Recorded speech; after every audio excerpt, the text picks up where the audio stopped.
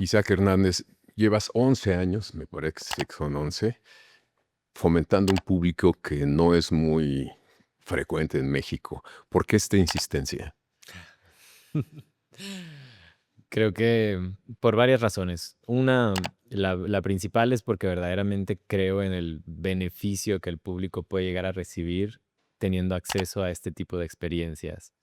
La otra es porque soy bastante terco y se tiene que ser para construir algo cultural en México, ¿no? Y después también porque cuando vivo esas noches de despertares en el auditorio son tan únicas, tan especiales. No existe un proyecto así en ninguna otra parte del mundo. Y me hace siempre volver a querer vivirlo otra vez.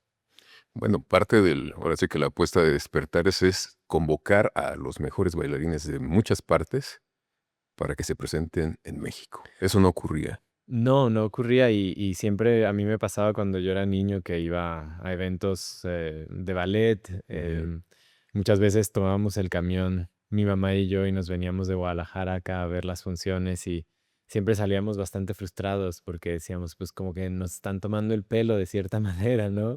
Vinieron a marcar los bailarines o el programa siempre era pues como muy estereotípico o lo más fácil posible para los bailarines.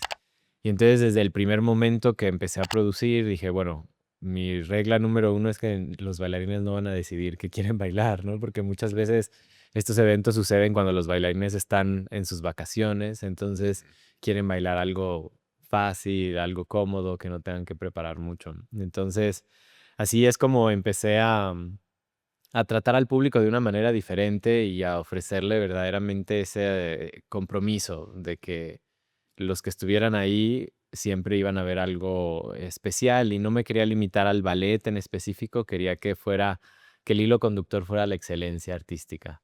Y es como ecléctico. Son varias posibilidades, digamos, para los espectadores de ver cómo el cuerpo se desplaza, ¿no? Sí, exactamente, eso es, a mí en lo personal, eso es lo que me interesa muchísimo, ver cómo las posibilidades del cuerpo humano son ilimitadas y de transmitir emociones a través de lenguajes muy diferentes puede ser, puede ser muy, muy especial de vivirlos, pero también al final, mi trabajo como productor, de cierta manera, es ofrecer calidad, es ofrecer una experiencia que le merezca la pena al público, que sea una experiencia que, que salgan de ahí pensando que han vivido algo especial, Algo diferente. algo Isaac, diferente.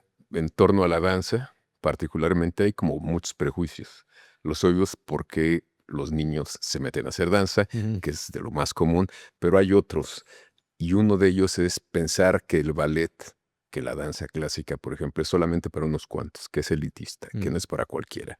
¿Lo es? Es curioso porque depende de estés, es como de acuerdo a la geografía, ¿no?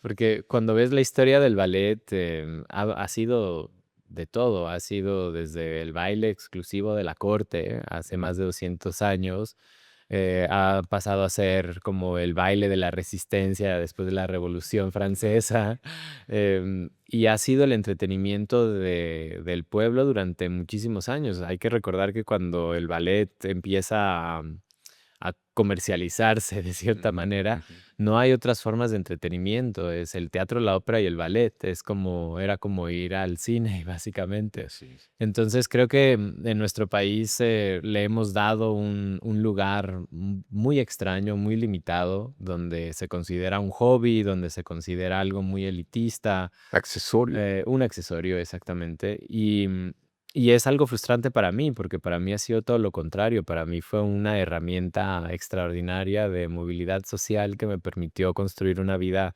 increíble, de desarrollarme en distintos ámbitos, de vivir una vida extraordinaria a través de las artes y de aprender a conocerme de una manera diferente. Entonces, para mí es muy importante siempre recordarle al público la importancia de cada cierto tiempo, como entender nuestros prejuicios, cuestionarlos y adaptarnos, ¿no? Modificar Adaptarlos y las cosas, modificarlos. por supuesto. Por eso llevas insistiendo tanto tiempo. Y sé que es algo que no va a cambiar de repente. Digo, cuántas generaciones han vivido con estas ideas y han crecido con estas ideas. Al principio ha cambiado, pero al principio siempre me encontraba con la gente que decía, bueno, yo quería ser bailarín, pero mi papá no me dejó.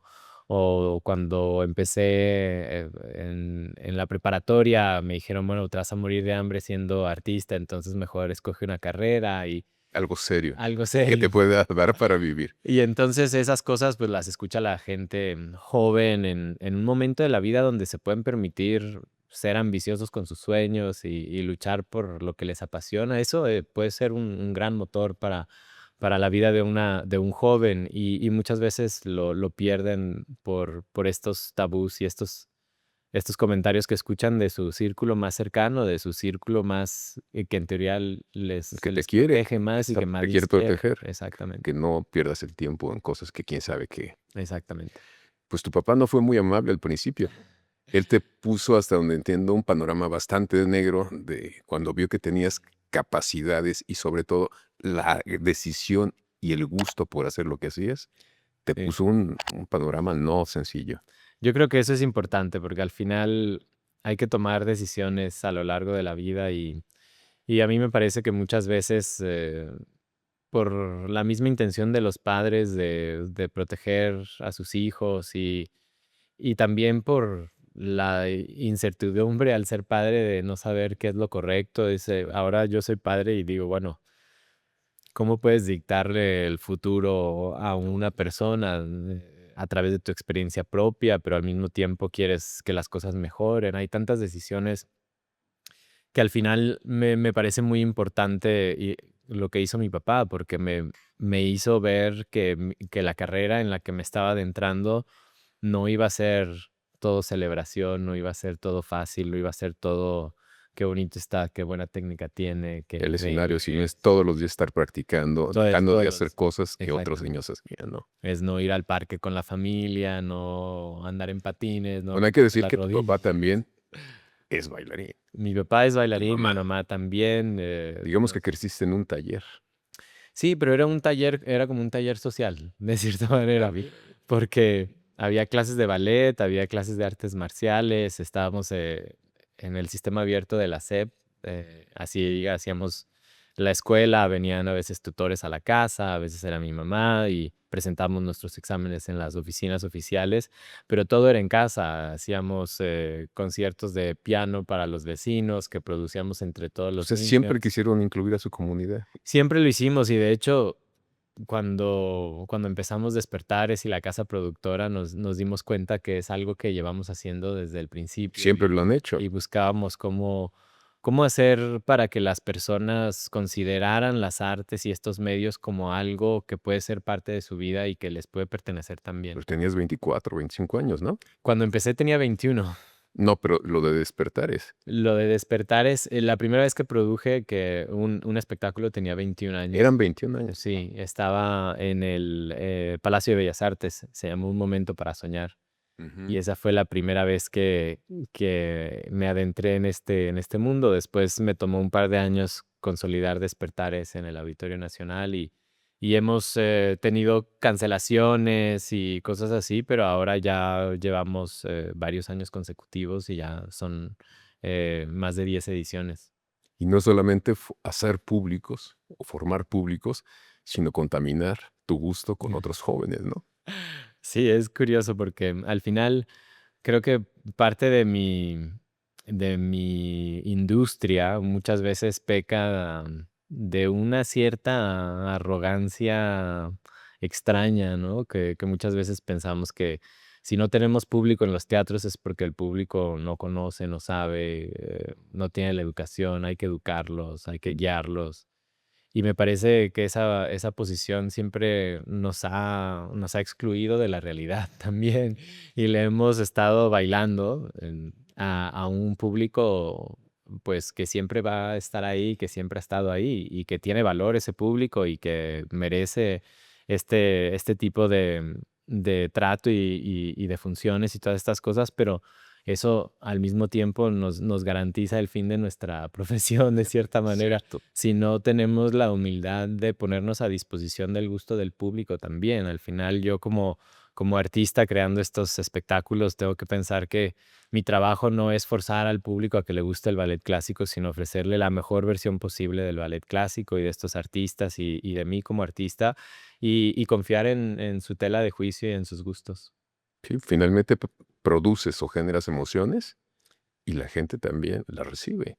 Y también creo que parte de eso tiene que ver con la excelencia. Yo creo que el ser humano en general, el público no es tonto, ¿no? Entonces puedes percibir cuando estás viendo algo que es extraordinario y que es algo que es especial y que es algo que se te está ofreciendo con generosidad y esas cosas hacen que se creen vínculos entre el artista y su público que van más allá de una presentación, ¿no? Uno también se puede preguntar, en un mundo tan convulso, con guerras, con hambrunas, con momentos de genocidio, ¿para qué hacer este tipo de actividades, de este tipo de expresiones artísticas? Pues porque yo creo que en el momento en el que nos rindamos y dejamos de ejercer estas cualidades como seres humanos, estamos absolutamente perdidos, porque al final he tenido la oportunidad de hablar sobre el tema en foros económicos, de, no sé, desarrollo de leyes públicas, etcétera, etcétera, y siempre me ha llamado mucho la atención cómo estos grandes problemas que tenemos como sociedades, obviamente acaparan toda la atención, pero nadie piensa en cómo se logra la paz, cómo se reconstruye una sociedad, cuál es el propósito final de todas estas políticas y de todos estos, de todas estas propuestas. Al final es mejorar la calidad de vida de tus compatriotas y de tus países y de tus sociedades. Y la única manera de hacer eso es a través del arte, de la cultura, del conocimiento propio, de ejercer estas posibilidades que tenemos como seres humanos de crear, de la imaginación, de la creatividad. Y eso es lo que nos hace muchas veces luchar por que las cosas cambien. Yo sé que tú también eres lector. ¿En qué momentos lees? Es complicado ahorita porque estoy a punto de meterme a la universidad otra vez y estoy Sí. viajando y estoy bailando mucho, pero por ejemplo en el teatro hay mucho tiempo muerto, en los camerinos muchas veces cuando tengo ensayos de, no sé, 6 de la tarde a 10 de la noche y es el segundo elenco que está en el escenario o son otros compañeros y he visto la producción 10,000 veces, ahí uso esos momentos para leer. ¿Y qué lees? ¿Qué te gusta leer? Ahorita estoy leyendo un libro de una profesora de Harvard que se llama La vida profesional y la carrera. No, la vida familiar y la carrera. Que Eh, algo tiene que ver con lo que te pasa, ¿no? Estoy tratando de encontrar un buen balance, ¿no? De no olvidarme de lo importante para mí y también de combinarlo con sueños profesionales y seguir alimentando estas dos vidas. También depende de la situación en la que esté. Muchas veces ya no quiero saber nada de información, de cierta manera, y agarro alguna novela. Me gustan mucho las novelas históricas. Hubo un tiempo que me enganché muchísimo en leer biografías o autobiografías.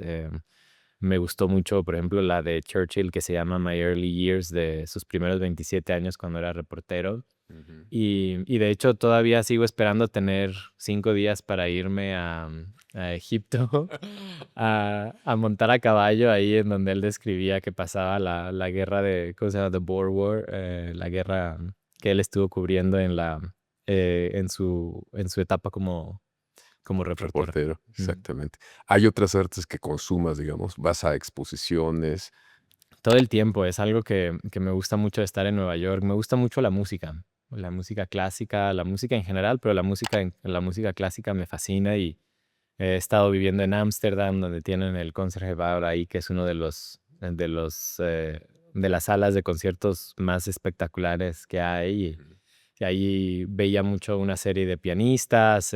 Ahora en Nueva York acaba de llegar Gustavo Dudamel a dirigir la orquesta de Nueva York. Entonces, siempre trato de ver por lo menos dos o tres cuando hay algo grande, Mahler, o cuando hay, no sé, la última que vi en Holanda fue una masacre, porque fueron 4 horas Mateo's Passion, la pasión de Mateos, que es que es fantástica. fantástica, pero son 4 horas y no Así me es. avisaron, ¿no? Entonces sí trato de exponerme a todas estas cosas porque al final el teatro, la música, el perseguir esa excelencia artística a mí me inspira y me motiva después cuando llego a mi trabajo. Me gusta mucho ir a los museos, me gusta mucho saber también qué es lo que está sucediendo, qué colaboraciones están sucediendo que son interesantes, porque creo que pensar que el ballet y que la danza y que las artes en general es algo que podemos mantener de la misma manera y se van a apreciar y percibir de la misma manera que se hacía hace 200 años es imposible de aceptar para mí. No, pero hay un tema que has tocado, tiene que ver con el público. Finalmente, el teatro de Shakespeare era para la gente más común, Ujú. y Shakespeare escribió sus obras con más de 2000 vocablos o palabras. O sea, la gente tenía capacidad y sigue teniendo la capacidad para asimilar ese tipo de Mm. mensajes, ¿no? Y No, provocaban emociones igual que sí. lo que tú provocas. Sí, también es importante de entender en qué momento estamos también.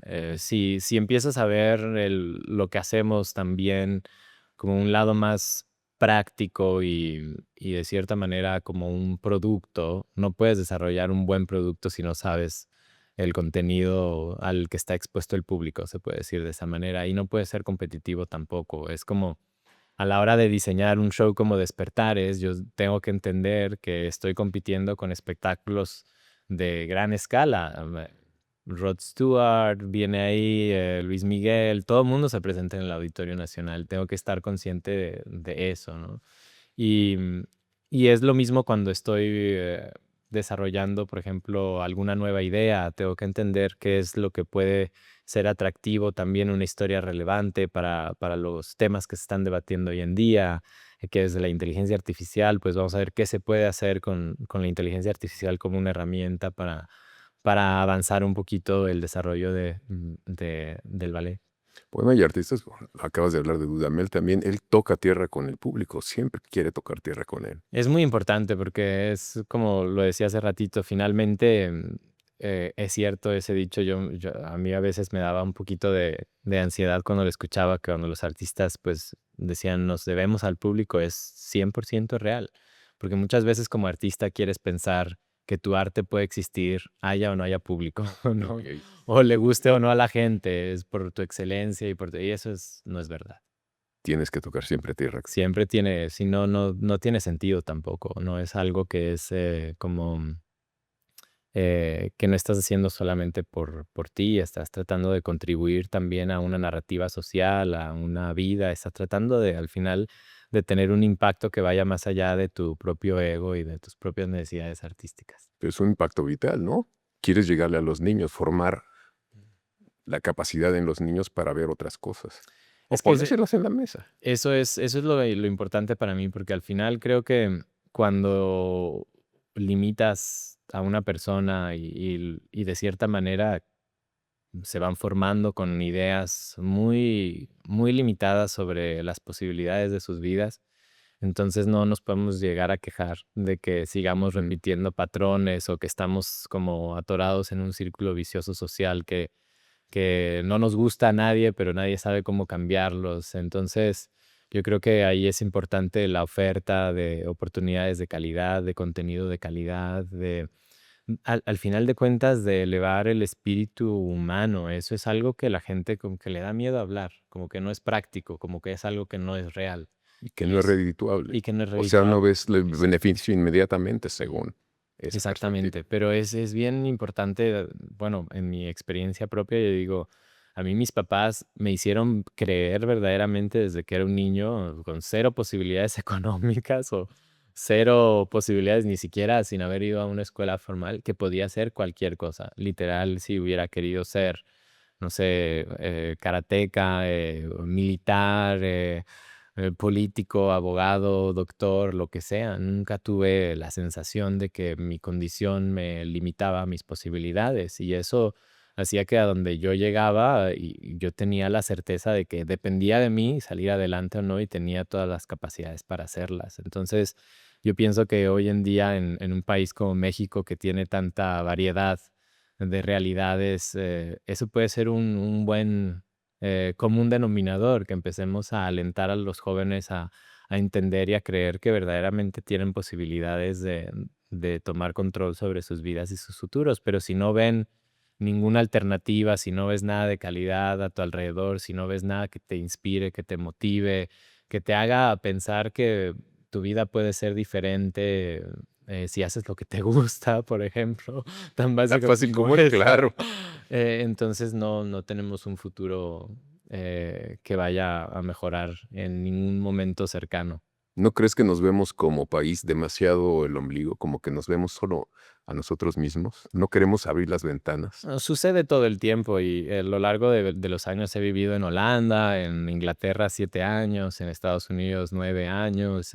Llevo mucho tiempo viajando y conociendo culturas diferentes y todas las culturas pues inevitablemente pecan de lo mismo. Al final de cuentas es una visión, a pesar de que ciertas áreas de nuestras sociedades son muy globales, al final la visión del día a día de la sociedad pues es muy limitada y muy cerrada y eso es lo que mantiene tradiciones, lo que nos da identidad de cierta manera y lo que nos hace definirnos por consecuencia de dónde somos, ¿no? Mexicanos en nuestro ejemplo.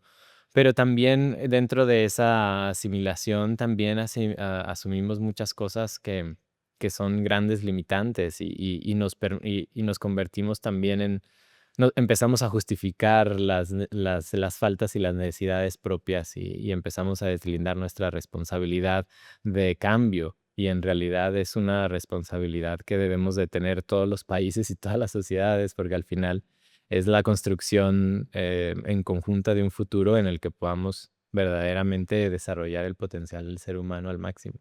Pero fíjate, llama mucho la atención que, pues a lo que tú dices, y yo creo que es así, las políticas públicas de países muy desarrollados y no tan desarrollados, lo primero que cortan en momentos complicados es lo que tiene que ver con arte y cultura. Sí, a mí me frustró mucho vivir en Inglaterra. Durante 7 años admiré muchísimo su modelo de gobernanza y después vino la pandemia, ¿no? Ellos tuvieron un canciller ahí de administración pública que es muy controversial, se llamaba George Osborne. Y bueno, terminó su carrera política de una manera, pues, muy mala, muy mala percepción pública, etcétera, pero él hizo una serie de políticas que verdaderamente transformaron la escena creativa y cultural de Londres.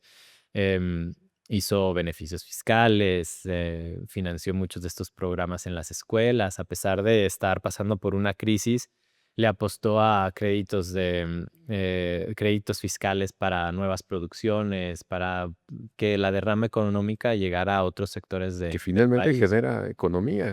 Finalmente, es el sector británico de las industrias creativas, es el sector que más rápido crece del país, de todas las industrias. Ujú. Es el sector que más beneficios le regresa al gobierno. Haz de cuenta, el gobierno británico invierte 1 libra esterlina en un beneficio fiscal, por ejemplo, para una nueva obra de teatro, para un museo, y estos proyectos le regresan 5 a través de diferentes áreas de desarrollo, ya sea desde diseño, elaboración de vestuarios, mano de obra, desde la persona que viaja a Londres Claro. para ver el show, etcétera, etcétera. Y lo pudieron cuantificar muy bien. El problema viene cuando hay falta de continuidad política y vienen otras ideas, otras ideologías y todo el mundo percibe las situaciones de una manera muy diferente. Al final de cuentas, y justo hace un par de años con el cambio de gobierno empezaron a recortar las artes nuevamente de los programas de las escuelas públicas. Desde muy niño, ni siquiera joven, tenías ya la decisión de seguir el camino en donde estás. Sin embargo, me gustaría que nos contaras algunos momentos no tan fáciles. ¿Te hicieron dudar algunas cosas? ¿Alguna apuesta que no salió como tú querías? O Todo el tiempo creo que es parte también de crecer y de la adolescencia y de los cambios que suceden en tu vida y en tu persona. La primera gran prueba, de cierta manera, es tomar la decisión de irme a vivir fuera de México. Tenía 13 años cuando me fui a Filadelfia. La segunda es que 2 años después que tomo esta decisión, donde es como, okey, esto es lo que quiero, voy a dejar mi país, mi familia para ir a perseguirlo, me lesiono la espalda, De repente una hernia discal a los 15 años es inimaginable para un bailarín y para una carrera que esperaba fuera larga. Entonces, siempre ha habido momentos así muy decisivos, pero al final creo que mi misma profesión me va dando las herramientas que se requieren para sobrellevar estos obstáculos, porque mi relación con el ballet también ha ido cambiando. Muchas veces la gente piensa que fue algo que me gustó desde siempre y que siempre significó lo mismo en mi vida ¿Y no? y no es así. Al principio yo quería ser karateca y de hecho me iba mejor en el taekwondo que en el ballet y después estaba en la selección Jalisco de tiro deportivo y también me iba mejor que en el ballet. Y había muchas cosas que me atraían, me gustaba mucho patinar, me gustaba mucho jugar básquetbol, etcétera, etcétera. Y el ballet me empezó a atraer porque mi papá me dijo: Te va a ayudar con el karate y prueba", y después fue la técnica primero, yo no entendía que era un arte, ni entendía nada de interpretación, ni mucho menos nada de eso, y poco a poquito, en diferentes momentos, a los 11 años, una cosa así, estaba bailando una pieza con música de Mahler y por primera vez sentí como una conexión emocional con lo que estaba haciendo en el escenario y me pareció interesante, pero no la volví a sentir hasta los 18 años. Wow, ¿no? Entonces, de los 12 a entonces se convirtió en algo muy técnico para mí. Empecé a destacar técnicamente, a ganar las competencias. No volví a pensar en eso como una forma de arte hasta que empecé a trabajar profesionalmente. Entonces, poco a poco, a lo largo de mi vida fue parte de mi identidad, era para lo que era bueno, era lo que me estaba dando oportunidades de desarrollo, de crecimiento, etcétera, etcétera. Y finalmente, estos obstáculos los iba superando por estas diferentes razones. Ahora, por ejemplo, 2 meses antes de debutar en el Met de Nueva York, me rompí un ligamento del dedo en una función y me dijeron: "Pues te vas a perder toda la temporada, no vas a bailar 12 semanas". Y ahí es cuando dices: "Bueno, ¿lo acepto o no?". Y me doy cuenta que llevo más de 20 años preparándome para superar ese tipo de situaciones y que tengo que regresar al escenario en 6 semanas después de cirugía, okey, ¿qué significa eso? ¿Que no voy a ensayar con la bailarina hasta 3 días antes de la función? Okey, se puede, ¿no? Zona de Entonces riesgo. Tienes que exactamente. hacerlo, Y lo y asumes. es al final, la experiencia y las herramientas que una profesión como la mía te van dando a lo largo de la vida. Digamos que el instrumento de tu arte es tu cuerpo. Sí. Tiene fecha de caducidad. ¿No te sacude Sí, eso? bueno, puede Sobre ser en todo cualquier para seguir momento. haciendo lo que te gusta. Puede ser en cualquier momento, y a mí lo que me aterra hoy en día es, estar en un escenario y pensarme igual, la misma persona, y no poder ejecutar las cosas que mi mente se siente capaz de hacer.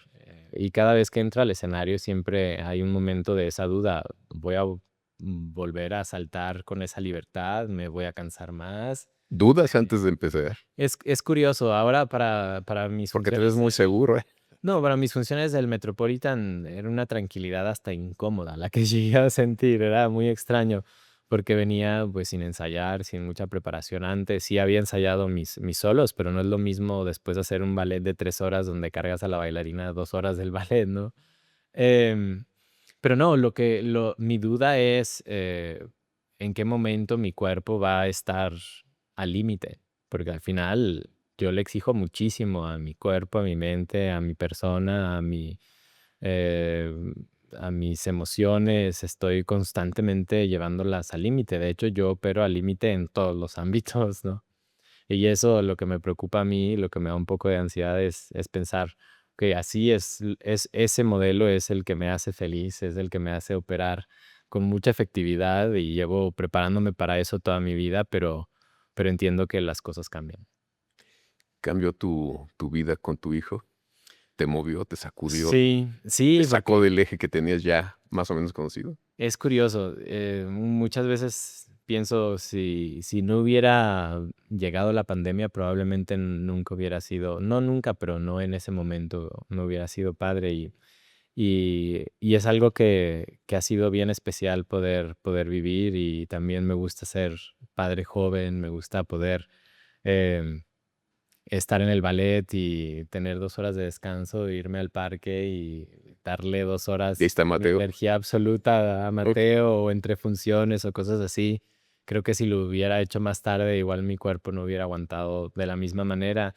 Creo que ahora lo más difícil para mí es haber empezado la paternidad durante la pandemia. Después se pierde tantas cosas profesionalmente hablando. Yo tenía como ciertas cosas muy trazadas que quería lograr, rediseñar todo eso al mismo tiempo de rediseñar tu vida personal Mm. es algo muy complejo y definitivamente me sacudió mucho, pero es algo que me ha dado muchísima satisfacción.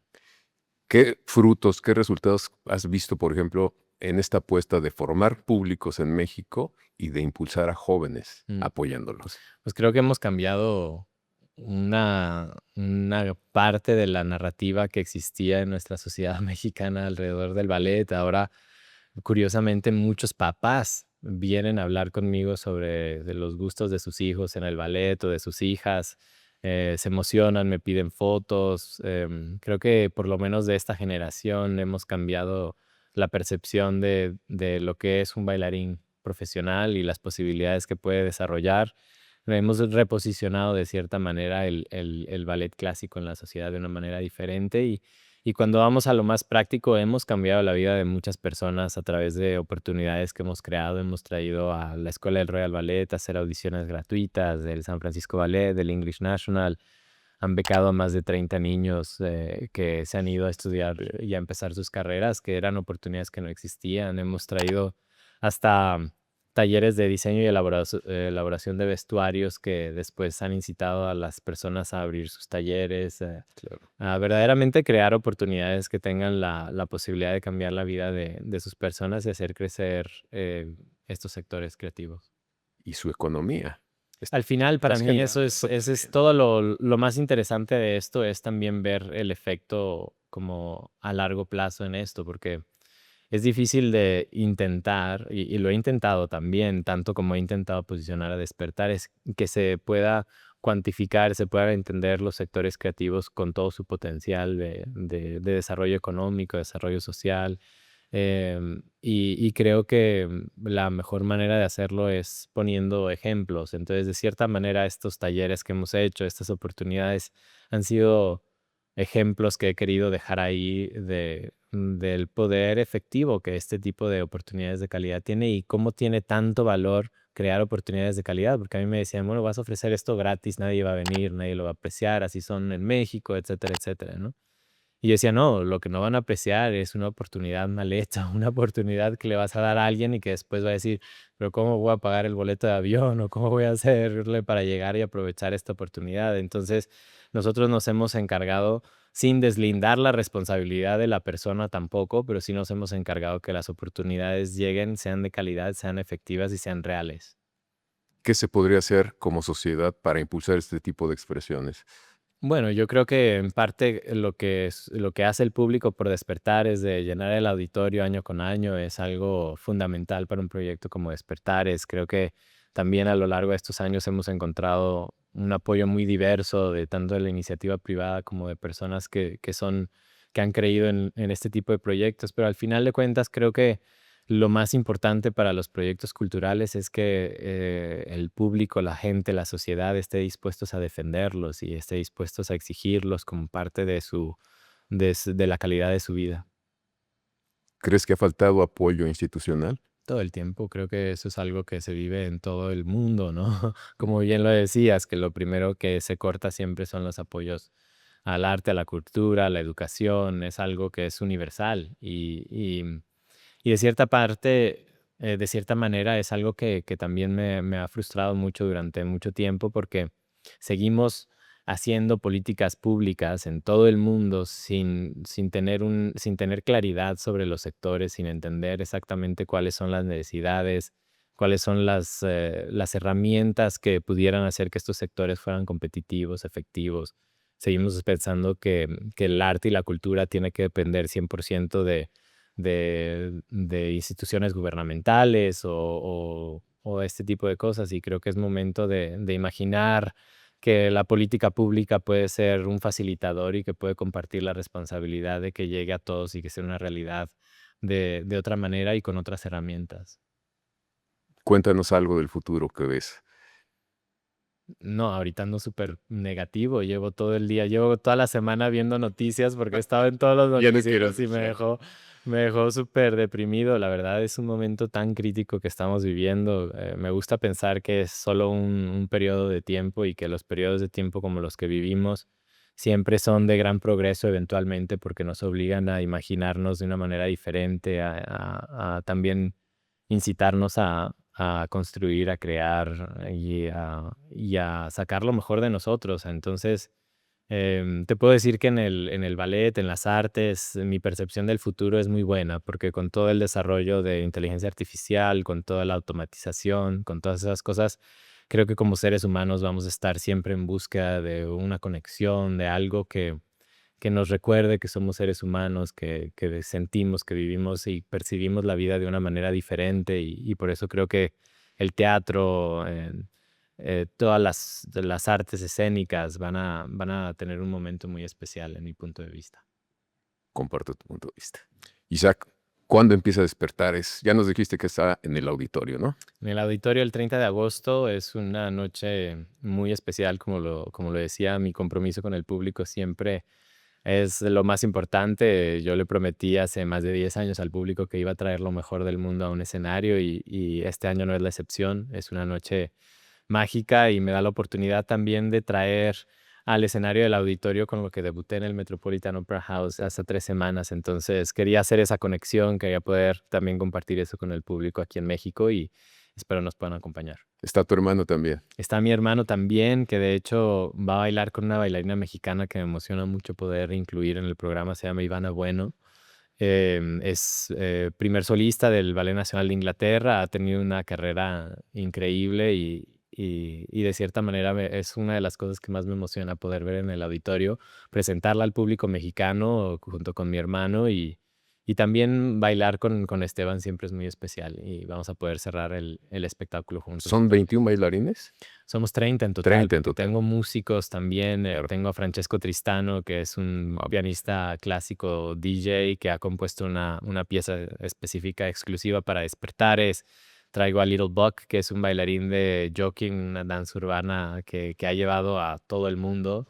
Viene a interpretar La muerte del cisne y otra pieza que ha creado en exclusiva para despertares. Entonces el contenido es muy especial y vale la pena poder vivir esas experiencias en mi punto de vista. Absolutamente. Gracias, Isaac. Gracias a ti.